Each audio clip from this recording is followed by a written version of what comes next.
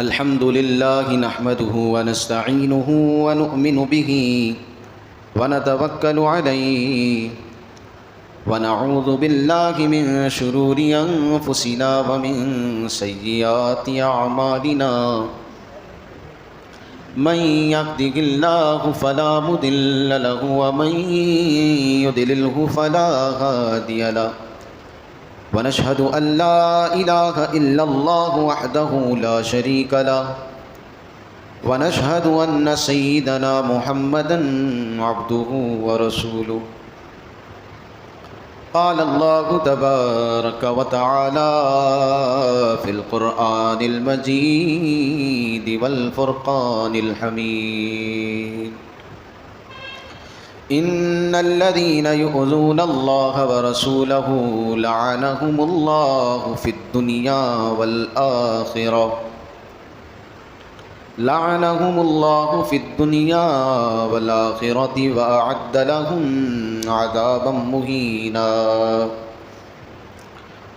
مولاي صل وسلم دائما أبدا على حبيبك خير الخلق كلهم هو الحبيب الذي ترجى شفاعته لكل قول من الأخبار مقتحم يا رب بالمصطفى بلغ مقاصدنا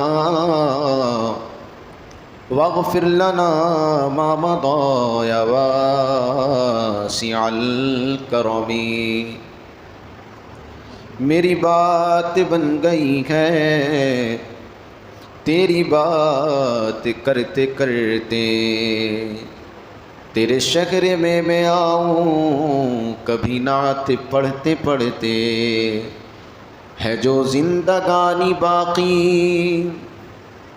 یہ ارادہ کر لیا ہے تیرے دشمنوں سے آقا میں مروں گا لڑتے لڑتے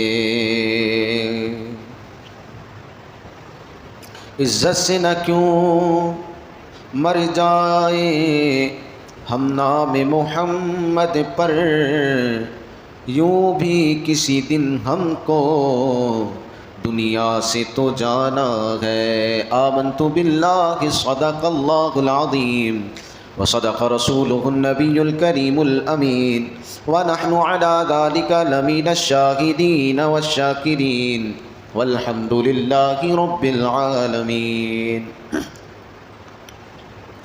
حمد و صلات کے بعد تمام تعریفیں اس خدا وحدہ لا شریک کے لیے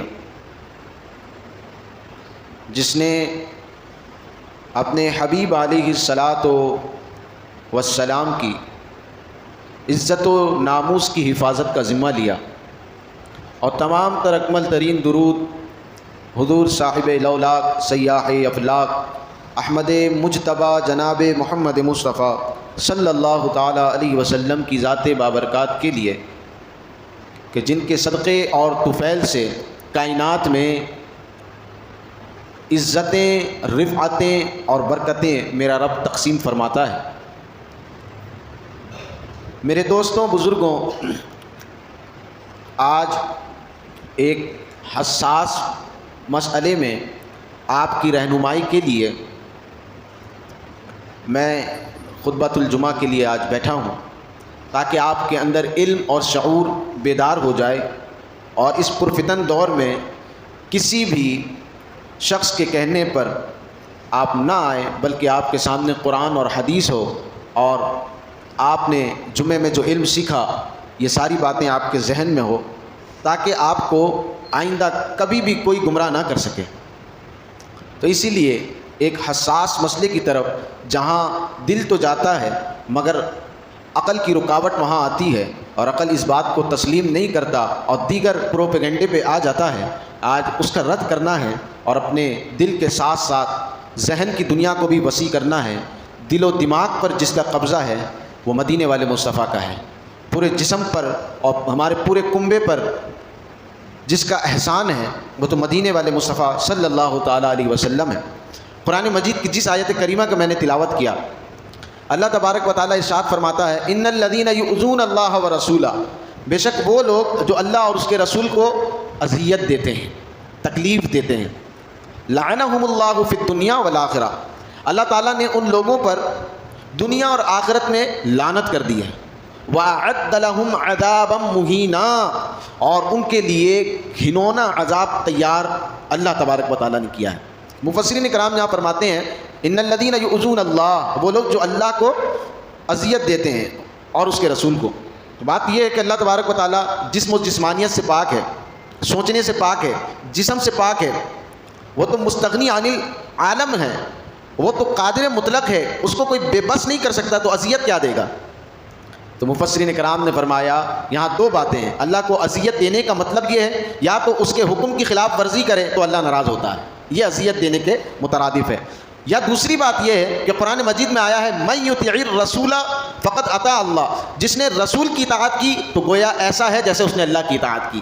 تو یہاں مفسرین کرام نے فرمایا کہ یہاں اللہ نے جو اذیت کی نسبت اپنے طرف کی اور اپنے رسول کی طرف، در حقیقت بات یہی ہے کہ جو کوئی بھی میرے حبیب کو تکلیف پہنچائے گا تو تکلیف صرف حبیب کو نہیں پہنچا رہا بلکہ اپنے رب کو بھی اذیت دے رہا ہے.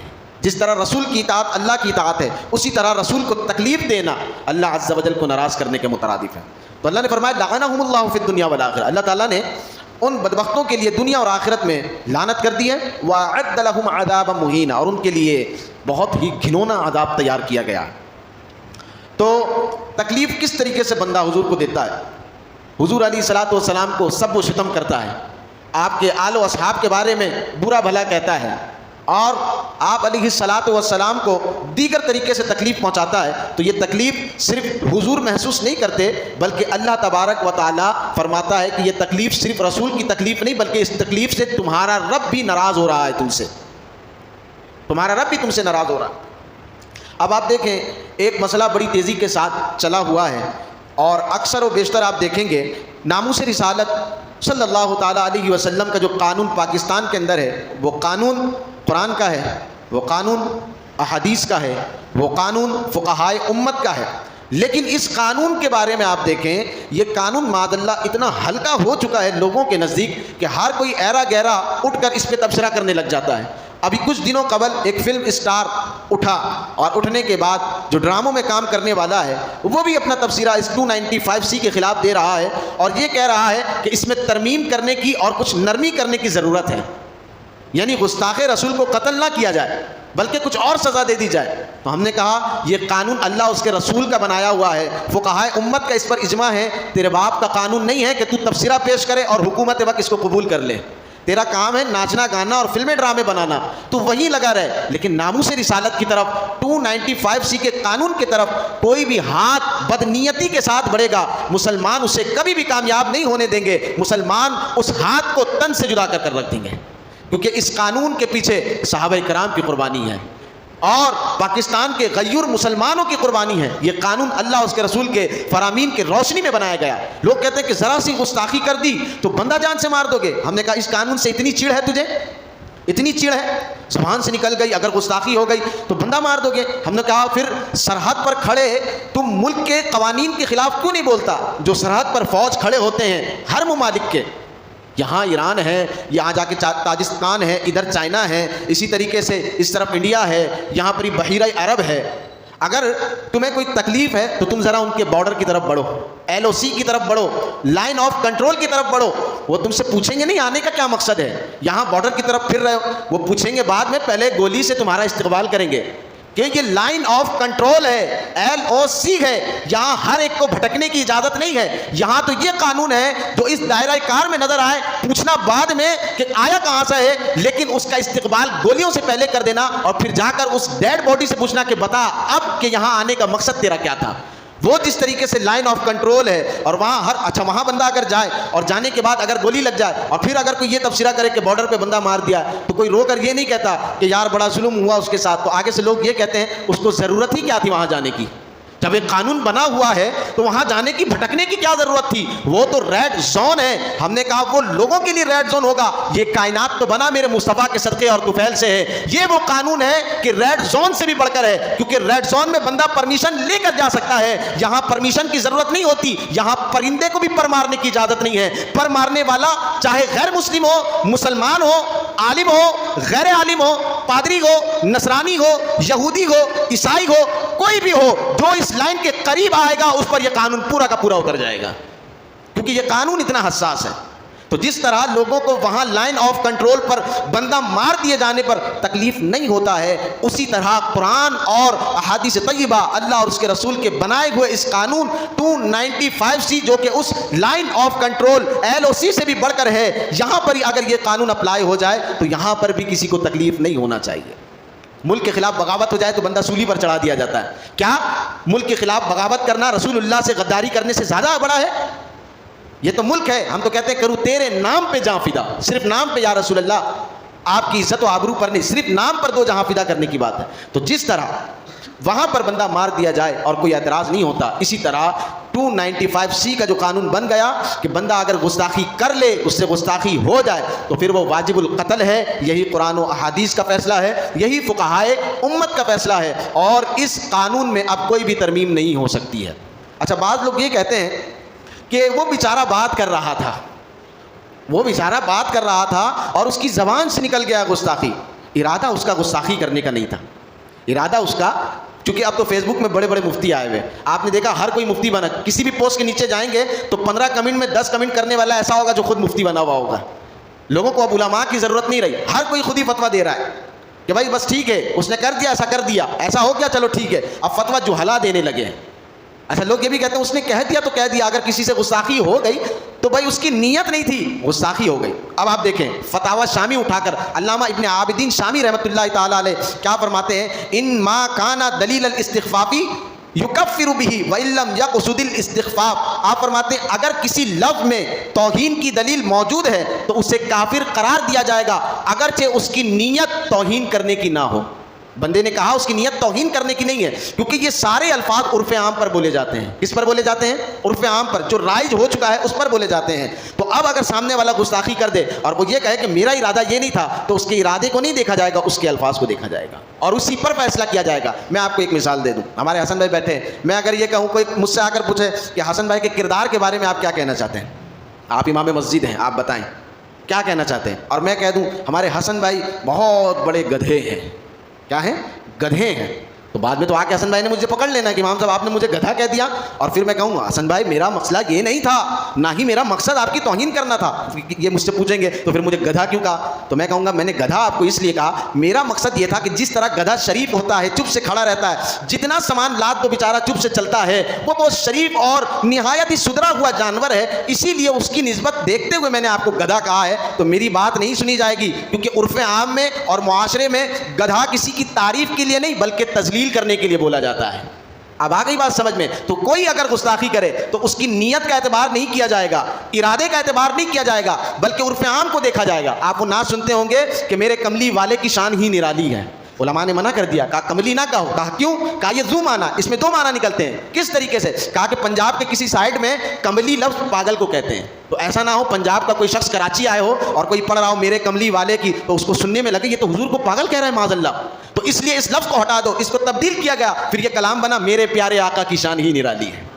آ گئی آپ کو بات سمجھ میں؟ تو کوئی اگر توہین کرے اور توہین کرنے کے بعد یہ کہے کہ میرا ارادہ یہ نہیں تھا، تو اس کے ارادے کو اور نیت کو نہیں دیکھا جائے گا، تو نے جو کہا اپنے لیے کہا ہوگا، لیکن عرف عام یہ ہے تو نے توہین کر دی ہے، اب تیرے اوپر سزا واجب ہو چکا ہے۔ اب مثال کے طور پر کوئی اپنی بیوی کو کہے، بات بات میں اس کی منہ سے نکل گیا میں نے تجھے طلاق دیا، میں نے تجھے طلاق دیا، میں نے تجھے طلاق، اور پھر دارالفتاء کا چکر لگائے اور مفتی صاحب کہیں بھائی طلاق ہو گیا، وہ کہے گا نہیں میں تو آج آیا تھا، بیوی میری جو ہے نا بہت خوش تھی، میں نے کہا اس کو تھوڑا اور امپریس کر دیتے ہیں، یہ جب چونکے گی تو میں کہوں گا مذاق سے تجھے طلاق کہہ رہا ہوں، تو وہاں اس کی بات مانی جائے گی، طلاق نکلا کام ختم، گستاخی نکلی بندے کا کام ختم۔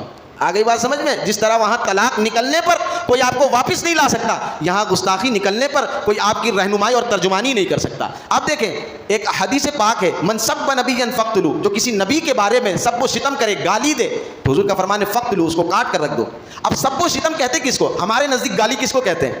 مثال کے طور پہ کمینہ، کتا، خبیث، یہ الفاظ جو ہیں ہمارے نزدیک دیکھا جائے تو ہم معاشرے میں اتنے ترقی کر چکے ہیں، ہم اس کو گالی نہیں کہتے ہیں۔ اگر آپ کسی کو کتا کہہ دیں، آگے سے وہ اپنے گھر والے کو لے آئے تو آپ کہیں گالی تھوڑی دیا، میں نے تو کتا کہا ہے، ہمارے نزدیک گالی کیا ہوتی ہے کہ ماں کو برا بھلا کہے، بہن کو برا بھلا کہے، خاندان کے بارے میں یا پھر کسی کے بارے میں، خاندان کی کسی عورت کے بارے میں یہ لب کشائی کرے، ہم اس کو گالی کہتے ہیں. لیکن اس کو گالی نہیں کہتے ہیں. گالی در حقیقت کیا ہے؟ عربی لغت میں من سبا، جو نبی کے بارے میں برا بھلا کہے، سب و ستم کرے. تو سبا کا معنی کیا ہے؟ تو یہاں پر اہل لغت فرماتے ہیں کسی چیز کے بارے میں ایسے کلمات کہے جائیں جن سے اس چیز میں عیب پیدا ہو، اسی کو گالی کہتے ہیں. کوئی بھی الفاظ ہو. مثال کے طور پر میں نے اگر کسی کو گدھا کہہ دیا ہے تو سامنے والے کو اس میں عیب نظر آئے کہ یار یہ گدھا کیوں کہہ دیا اس کو، اس کی تو تذلیل ہو گئی، یہ بھی گالی ہے. آ گئی بات سمجھ میں؟ یہ بھی گالی ہے. اور حنبلیوں کے امام علامہ ابن تیمیہ، اور جو کہ اہل حدیثوں کے یہاں بھی بہت معتبر ہے، وہ کہتے ہیں کہ سب و ستم کا کیا معنی ہے؟ جو عرف عام میں یعنی معاشرے میں لوگوں کے درمیان میں عیب، نقص، تان کے لیے بولی جاتی ہو، اسی کو سب و ستم کہتے ہیں. تانا دینے کے بہت سے الفاظ ہوتے ہیں. مثال کے طور پر آپ کو کوئی بات کر رہا ہے، اس نے باپ کی گالی نہیں دی لیکن اتنا کہہ دیا تیرا باپ کوڑیا ہے. کیا کہہ دیا؟ تیرا باپ کوڑیا ہے. یہ بھی سب و ستم میں آتا ہے. ہم یہ سمجھتے ہیں کہ گالی صرف یہ کہ ماں بہن کی گالی دے دے، نہ تان کرے یا نقص نکالے، اس میں عیب پیدا کرے یا پھر کچھ بری بات کرے، اسی کو سب و ستم کہتے ہیں. جب سب کا معنی آپ کو سمجھ میں آ گیا، سب و ستم کہتے ہیں. اب اس حدیث کو پڑھے، من سب نبیا فاقتلوا، جو کوئی نبی کے بارے میں تان کرے، بری بلی بات کہے اور پھر جا کر آپ کے اوصاف میں نقص نکالے، حضور فرماتے فاقتلوا، اس کو کاٹ کر رکھ دو. تو گالی کا یہ مطلب نہیں ہے کہ پورے نسب کو کھنگال کر رکھ دے. تو اس چیز کو یاد رکھے گا. اب آپ دیکھیں ایک چرچا اور بہت شوروں کے ساتھ چل رہا ہے، وہ یہ ہے کہ بھائی گستاخی اگر کسی سے ہو جائے تو اس نے تو معافی مانگ لی ہے، اس نے تو معافی مانگ لی، یا گستاخ معافی مانگے تو کیا ہوگا؟ کہا کہ بھائی اس کو معافی دے دی جائے گی. نہ، ایسا بالکل بھی نہیں ہوگا. آ رہی بات سمجھ میں؟ کیا میں آپ سے ایک سوال کرتا ہوں، گستاخ رسول کی توبہ قابل قبول ہے؟ آپ ہو سکتا ہے محبت میں یہ کہہ دے کہ نہیں، لیکن آپ کہہ رہے ہیں اپنی جگہ ٹھیک ہے، میں آپ کو دلیل سے ثابت کروں گا کہ گستاخ رسول کی توبہ قابل قبول نہیں ہے. جس طرح زنا ہو جانے کے بعد اس پر حد جاری کرنا ضروری ہے. کوئی زنا کرے اس کے بعد توبہ کر لے کہ اب نہیں کروں گا، تو کیا قاضی اس کو چھوڑ دے گا؟ نہیں. اگر غیر شادی شدہ کنوارا ہے تو 100 کوڑے مارے جائیں گے، اور اگر شادی شدہ ہے تو اس کو رجم کیا جائے گا، سنسار کیا جائے گا. تو یہاں حضور کے معاملے میں تم کون ہوتے ہیں معافی دینے والے؟ جب غلطی اور کوتاہی ہو گئی تو پھر معافی نامہ نہیں ہے. آئیے ہم پوچھتے ہیں، امام اعظم کا فتویٰ آپ کے سامنے رکھ رہا ہوں. امام اعظم ابو حنیفہ رضی اللہ تعالیٰ عنہ، امام اعظم اس بارے میں کیا فرماتے ہیں؟ آپ فرماتے ہیں کہ پہلے تو آپ میرے حبیب علیہ الصلوۃ والسلام کی شان سن لیں. اس لیے کہتے ہیں ہر بات میں محتاط رہا کریں. ہمارے گھروں میں بھی بات ہوتا ہے نا، تو بعض اوقات ہم یہ کہہ دیتے ہیں چھوڑو یار شریعت وغیرہ کو، کیا تم شریعت ہر وقت لگائے رکھتے ہو. اپنی زبانوں کو لگام دیں. دین کے معاملے میں، حضور کے معاملے میں، اللہ کے معاملے میں کب آپ دائرہ اسلام سے نکل جائیں گے آپ کو پتہ بھی نہیں چلے گا. میں آپ کو ایک فتویٰ سنا دوں، فتاویٰ تاتار خانیہ میں ہے کہ فمن قال لرجل احلق راسک واقلم اسفارک فإن هذه سنت رسول اللہ صلی اللہ علیہ وسلم فقال ذاك الرجل لا افعل وإن كان سنة فقد كفر. مثال کے طور پر یہ فتویٰ میں ارشاد فرمایا جا رہا، اگر کسی شخص نے کسی کو کہا کہ احلق راسک، اپنے بال تو کٹواؤ، واقلم اسفارک، اپنے ناخنوں کو کاٹو، فإن هذه سنت رسول اللہ، یہ حضور کی سنت ہے. بال کٹوانا اور ناخن کو کاٹنا یہ حضور کی سنت ہے، تم ایسا کیوں نہیں کرتے؟ تو فقال ذاك الرجل، آگے سے وہ بندہ یہ کہے لا افعل، میں ایسا نہیں کروں گا، وإن كان سنة، اگرچہ یہ سنت ہی ہے نا بال کٹوانا ناخن کاٹنا، اگر یہ سنت ہی ہے لیکن میں نہیں کٹواؤں گا، بال بھی نہیں کٹواؤں گا، ناخن بھی نہیں کاٹوں گا. فقہا کہتے ہیں فقد کفر، وہ اسی وقت دائرہ اسلام سے نکل گیا. اب آپ کو دین کی حساسیت سمجھ میں آ رہی ہے کہ دین سے بندہ نکل جاتا ہے، اسے خبر بھی نہیں ہوتی ہے. جس طرح آپ کا اکاؤنٹ ہیک ہو جائے نا، ابھی اکاؤنٹ ہیک ہو رہا ہے، وی پی این آن کر رہے ہیں تو کھٹ سے ہیکر کیا کر رہا ہے، اس کا اکاؤنٹ ہیک کر لے رہا ہے. تو وہاں اکاؤنٹ ہیک ہونے میں دیر نہیں لگ رہی ہے، یہاں ایمان سلب ہونے میں دیر نہیں لگے گا. دین کے بارے میں احتیاط کریں. امام اعظم کیا فرماتے ہیں؟ امام اعظم فرماتے ہیں فإن الذمي اذا سبه لا يستتاب بلا تردد فإنه يقتل لكفره الأصلي كما يقتل الأسير الحربي. آپ فرماتے ہیں اگر کوئی ذمی حضور نبی کریم صلی اللہ علیہ وسلم کی اہانت کرے تو اس سے توبہ کا ولا يستتاب، اس سے توبہ کا مطالبہ نہیں کیا جائے گا. فإنه يقتل، بے شک اس کو قتل کر دیا جائے گا، اس سے توبہ کا مطالبہ نہیں کیا جائے گا. اب آپ دیکھیں ایک فتویٰ میں آپ کو پڑھ کے سنانے لگا ہوں کہ ہر کوئی جو ہے نا یہ کہہ رہا ہوتا ہے، بعض اوقات ہمیں یہ بھی سننے کو ملتا ہے کہ یار فلاں بندے سے ہو گئی، اس کے دینی خدمات کو تو دیکھو، وہ 40 سال سے 20 سال سے 15 سال سے حدیث پڑھا رہا ہے، وہ بھی کسی مسجد کا عالم دین ہے، تو اس کے بارے میں کوئی ہلکی بات ہونی چاہیے، کوئی نرمی والی بات ہونی چاہیے. اب آپ دیکھیں علامہ زین الدین ابن نجیم الاشباح والنظائر کے اندر کیا ارشاد فرماتے ہیں؟ آپ فرماتے ہیں، آپ ذرا اس کو توجہ کے ساتھ سنیں، یہ علمی بات ہے. آپ صرف واقعات سن کے چلے جاتے ہیں کہ وہ بھائی غوث پاک کے دھوبی جو تھا اور ان کا جو کتا تھا اور پھر جا کے بڑھیا کے ساتھ یہ معاملہ ہوا. تھوڑی علمی بات بھی آپ سنا کریں تاکہ آپ کے ذہن میں رہے، واقعات سے باہر نکلے، علمی دنیا میں آئے تاکہ آپ بھی جواب دے سکیں. کہ جو فیس بک کے اندر لوگ یہ کہہ رہے ہیں کہ فلاں کو معافی دے دی جائے. ہم نے کہا معافی تب دینا جب تیرے گھر کا مسئلہ ہو, جب تیری بہن اور بیٹیوں کے بارے میں وہ بات کر کے چلا جائے اور پڑوسی کھڑے ہو کر کے چھوڑو لڑائی جھگڑا چھوڑو, اس کی طرف سے میں تمہیں معاف کرتا ہوں, پھر میں تجھے پوچھوں گا کہ تو کیا کہتا ہے. وہ یہ کہے گا اے تو کون ہوتا معافی دینے والا, میرے گھر کا معاملہ ہے, بات اس نے میری بہن بیٹیوں کے بارے میں کیا ہے, تو کون ہوتا ہے معافی دینے والا. تو جب بات میرے حضور کی ہے, ان کی عزت و ناموس کی ہے, تو ہر کوئی کھڑا ہو کر معافی دینے والا کون ہوتا ہے. یہ حضور کا حق ہے. اور قاضی کے پاس جب فیصلہ پہنچ جائے کہ فلاں نے گستاخی کی ہے, تو قاضی پر ضروری ہے کہ اس کو قتل کرے, اس کو واصل بہ جہنم کرے. آپ دیکھیں علامہ زین الدین ابن نجیم کیا فرماتے ہیں, کلو کافرین تابا فتوبتہ مقبولہ. ہر کوئی کافر, کلو کافر, تمام کافر جب بھی توبہ کرتا ہے فتوبتہ مقبولہ, تو اس کی توبہ قبول ہو جاتی ہے فی الدنیا والآخرہ, دنیا اور آخرت دونوں میں. الا جماعت الکافری بسب النبی, مگر وہ کافر جو حضور کو گالی یا برا بھلا کہنے کی وجہ کر کافر ہوا. آپ فرماتے لا تصیح الردۃ السکران الا الردۃ بسب النبی, کہ تمام مرتد کی توبہ قبول ہو جاتی ہے, لیکن جو حضور کے بارے میں برا بھلا کہے, جو بات کرے, وہ لاکھ توبہ کرے, پیشانی زمین سے گھسیٹتا رہ جائے, اس کی توبہ قابل قبول نہیں ہے. تو لوگ کون ہوتے ہیں معافی دینے والے؟ آئیے, وقت کم ہے, میں آپ کے سامنے فقہائے امت میں سے بڑے بڑے عالم دین کا فرمان میں سنانے لگا ہوں. آپ دیکھیں علامہ ابو عبداللہ رحمۃ اللہ تعالیٰ علیہ فرماتے ہیں کل مسلم ارتد فتوبتہ مقبولہ, جب بھی کوئی مسلمان مرتد ہو جائے, کافر ہو جائے, فتوبتہ, اگر وہ توبہ کر لے اس کی توبہ قبول ہو جائے گی. آگے آپ نے فرمایا الا الکافر بسب النبی, مگر وہ مرتد جو نبی کو گالی یا برا بھلا کہنے کے بعد دین اسلام سے نکلا, اس کی توبہ قابل قبول نہیں ہے. اس کی سزا یہی ہے کہ اس کے سر کو تن سے جدا کر دیا جائے.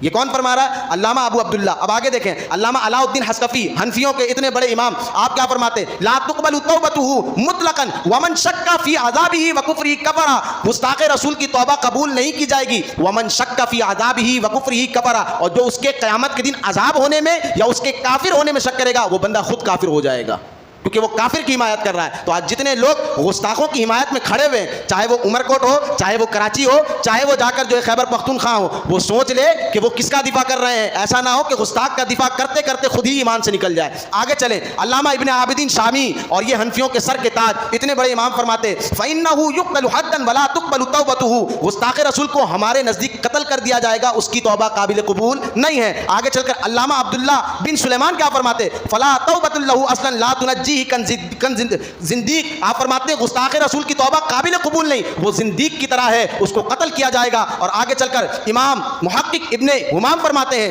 یقتل ھذا عندنا فلا تقبل توبته, گستاخ رسول کی توبہ قبول نہیں کی جائے گی, ہمارے نزدیک اس کو قتل کیا جائے گا. آگے چل کر علامہ خیر الدین رملی رحمۃ اللہ تعالی علیہ فرماتے ہیں ولا توبۃ له اصلا واجمع العلماء انه کافر, گستاخ رسول کی توبہ قبول نہیں کی جائے گی, علماء کا اس بات پر اجماع ہو چکا ہے کہ وہ کافر ہے اور واجب القتل ہے. آگے چل کر علامہ حسن شرم بلالی رحمۃ اللہ تعالی علیہ فرماتے ہیں لا تقبل توبتہ جاء تائبا من نفسی شہید علیہ. آپ فرماتے ہیں گستاخ رسول کی توبہ قبول نہیں کی جائے گی, جاء تائبا من نفسی, اگر وہ خود ہی توبہ کرتے ہوئے آ جائے, اور شہید علیہ, یا اس پر آ کر کوئی گواہی پیش کر دے کہ اس نے گستاخی کی ہے, اب وہ لاکھ توبہ کرے, کچھ بھی کرے, اس کی توبہ قابل قبول نہیں مانی جائے گی. آگے چل کر قاضی ثناء اللہ پانی پتی کہتے ہیں فلا تقبل توبتہ, گستاخ رسول کی توبہ قبول نہیں کی جائے گی. علامہ ابن تیمیہ اہل حدیثوں کے یہاں بھی بڑے معتبر, اور جا کر یہ امام احمد بن حنبل کے پیروکاروں میں سے, اور جا کر حنبلی اماموں میں سے علامہ ابن تیمیہ وہ کیا لکھتے ہیں وَيُقْتَلُ بِغَيْرِ خِلَافٍ وَهُوَ مَذْهَبُ الْأَئِمَّةِ الْأَرْبَعَةِ وَغَيْرَهُمْ, کہ گستاخ رسول کو قتل کیا جائے گا بغیر کسی اختلاف کے. چاروں ائمہ کا یہی فتویٰ ہے, اور ائمہ کے علاوہ بھی جتنے امام ہیں ان سب کا یہی فتویٰ ہے کہ گستاخ رسول کی توبہ قابل قبول نہیں ہے, اس کا سر تن سے جدا کر دیا جائے گا.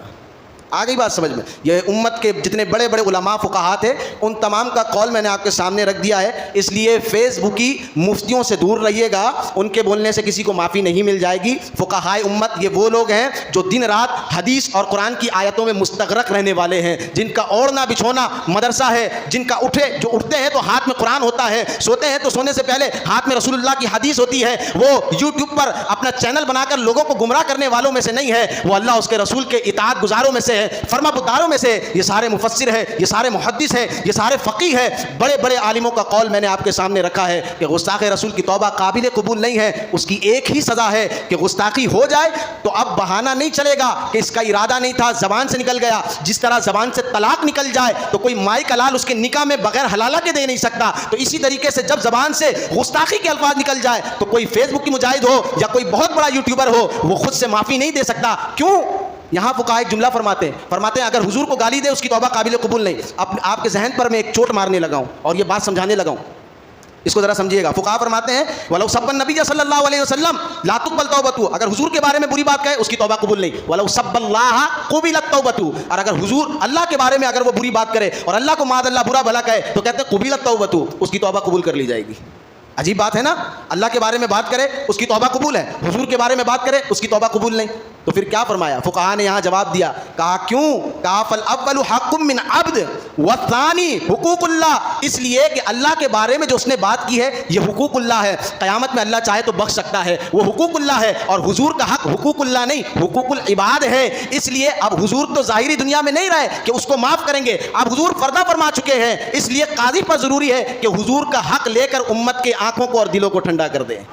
اب آگئی بات سمجھ میں, حضور کے بارے میں بات کرے اس کا سر تن سے جدا کرو, یہاں تک کہ بات یہ کی کہ وہ حقوق اللہ میں سے وہ اللہ چاہے تو قیامت میں بخش دے. تو حضور کا اتنا بڑا ہم پر حق ہے, اس بات کو سمجھیے, نئے نئے فتنوں سے بچتے رہیے, فقہائے امت کا دامن تھامے رہیے, پرانے احادیث کو آپ پکڑے رہیے. یہ جو میں نے آپ کو اتنے سارے فقہا کے نام گنوائے نا, اگر آپ ان کی زندگی کو پڑھے تو پتہ چلے گا چوٹی کے بڑے بڑے عالم دین تھے. ان میں سے میں نے آپ کو علامہ ابن نجیم کے بارے میں, زین الدین ابن نجیم کے بارے میں بتایا. یہ وہ لوگ ہیں جن کی کتابیں, جب بندہ مفتی بنتا ہے تو ان کی کتابوں کو پڑھنے کے بعد مفتی بنتا ہے. وہ نہیں کہ 4 ID فیس بک میں بنانے کے بعد فیس بک کا مفتی بن جائے. کتابوں کو پڑھنے کے بعد جا کر جتنے مفتی آپ دیکھ رہے ہیں یہ سب ان کی کتابوں کو پڑھنے کے بعد جا کر مفتی بنتے ہیں. تو آپ سوچیں وہ ان کا خود کتنا بڑا مقام ہوگا, وہ خود کس درجے پر ہوں گے. علامہ زین الدین ابن نجیم کو اس امت کا ثانی امام اعظم ابو حنیفہ کہا جاتا ہے. یہ خود اتنے بڑے امام ہیں, سارے حنفیوں کے امام ہیں. میں نے تو ابھی امام مالک کا فتویٰ نہیں سنایا, امام شافعی کا فتویٰ نہیں سنایا, امام احمد بن حنبل کا فتویٰ نہیں سنایا. سب کا فتویٰ یہی ہے, گستاخ رسول کی توبہ قابل قبول نہیں, اس کا سر تن سے جدا کر دیا جائے گا. اللہ کریم ہمیں دور کے فتنوں سے بچتے ہوئے